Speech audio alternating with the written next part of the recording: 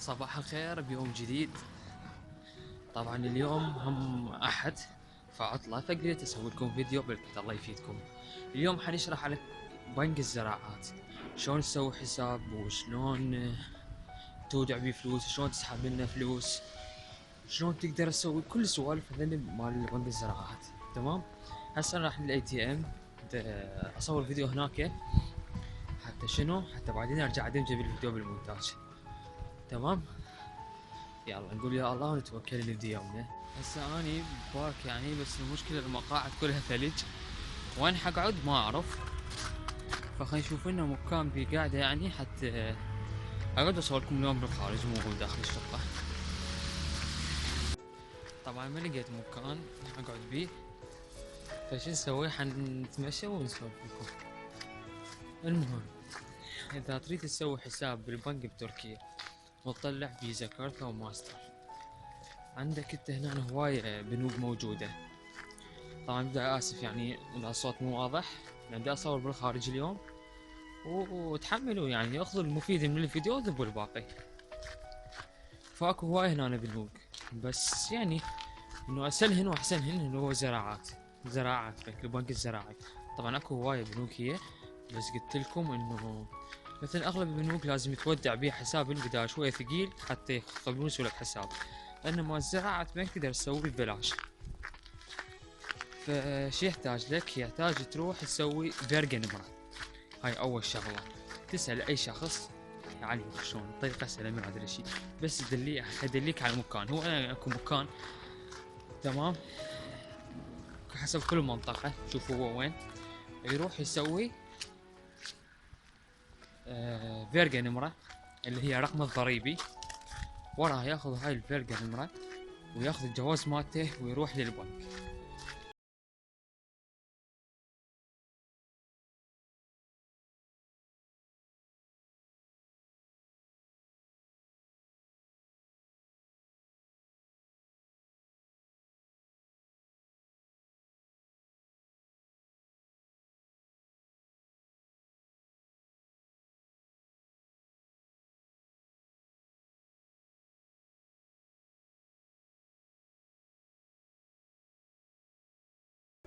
ويعطيك دفتر لحسابك البنكي، ويعطيك كارت ديبت اللي هو فيزا.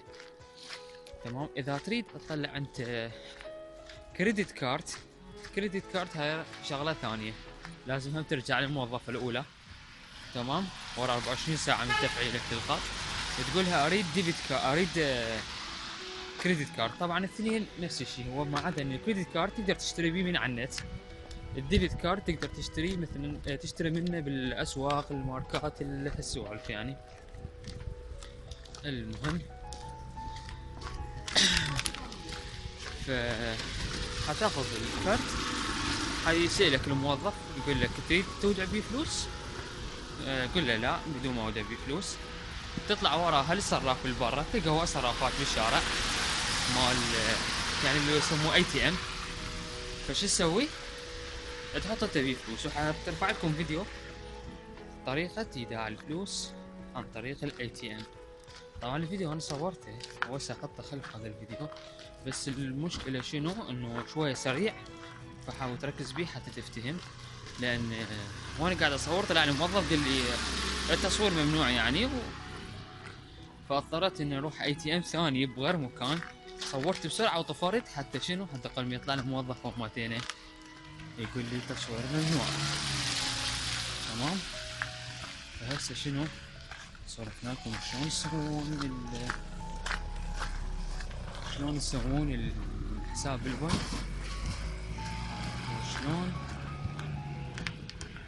طلعون الفيزا كارت مالته، وحنزل لكم الفيديو ادمجوا ويا هذا الفيديو مال شلون تودع فلوس وتسحب فلوس عن طريق الفيزا كارت مالتك. هاي وحدة من مكان الزراعات. اول شي الكارت مالتك ندخله هنا،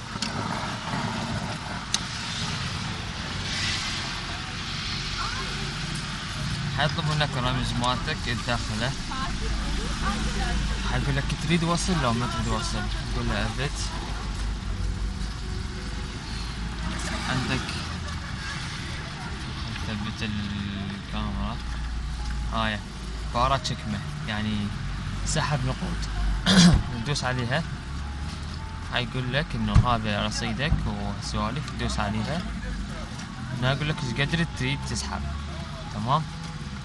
واذا تدوس على هاي تكتب انت من يمك اختياره موجود هنا أنا اصلا. تمام خلينا نرجع.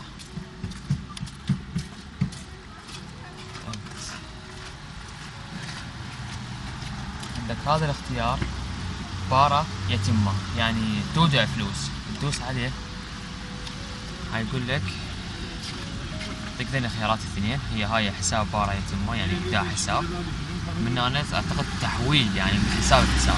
فتدوس الاولى انت اقول لك هذا رقم حسابك، تقول له موافق، حتنفتح لك هاي الباب جوا حتى تودع بيها فلوس بعد ضغط كلمة دوام.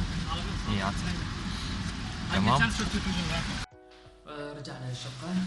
طبعا هاي يعني كل الخطوات اللازمة حتى تفتح حساب بالبنك من البداية للنهاية، ما يكفك أي شيء، خطوات بسيطة سهلة ما ينادي شيء. أي استفسار أي سؤال هم أنا حاضر موجود، واللي ما يدبرها ما يقدر يدبرها إطلاقا وعايش بسفارية هم يتدلل ويجي علي وأنا أساعده بكل شيء.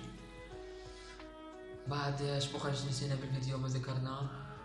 طبعا اعتذر عن الدقة اللي حتنزل لان اشتغل المونتاج والله يعني بتليفون ونفس الريزولوشن ما يطلع اتش دي، ما اعرف ليش يعني. اذا عندكم برنامج يعني تنصحوني به بكون ممنون. فايش بقى انا